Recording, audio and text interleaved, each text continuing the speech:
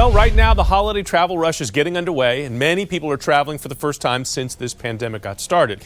In fact, airports now are expecting to see travel to reach pre-pandemic numbers, which means a lot of people. 7 News is on your side with what you can expect if you are traveling. Tom Rousey is joining us now live from Reagan National. That's where a lot of people are going to be coming through there for sure, Tom.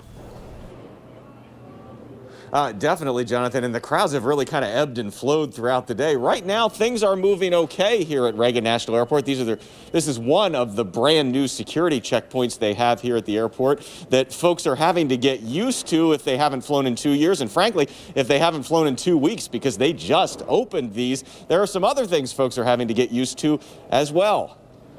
Have you flown a lot during the pandemic, or is this your first time? First time since the pandemic. The biggest difference Chris Marbaker and his family noticed at Reagan National, brand new security checkpoints. That's like, which way do we go? But the good news is they've got folks here to help us out, which has been really great. Folks with Travelers Aid and the airport are answering a lot of other questions, too, as all 3 major local airports expect big crowds this week. But I can tell you anecdotally, it looks about as busy as Thanksgiving of 2019. But spokesperson Rob Yingling says despite fears last week Reagan National would run out of parking, airport officials now believe although it may come close, we do have a lot of space in economy that should be able to absorb any additional demand that we have this week. But if you want a spot in a garage, reserving online in advance is the way to go. Despite Virginia having no universal mask mandate and D.C. just dropping its mandate, masks are still required at airports and on planes. The busiest days here are expected to be today, Tuesday, Wednesday, and Sunday. The busiest times? But generally early in the morning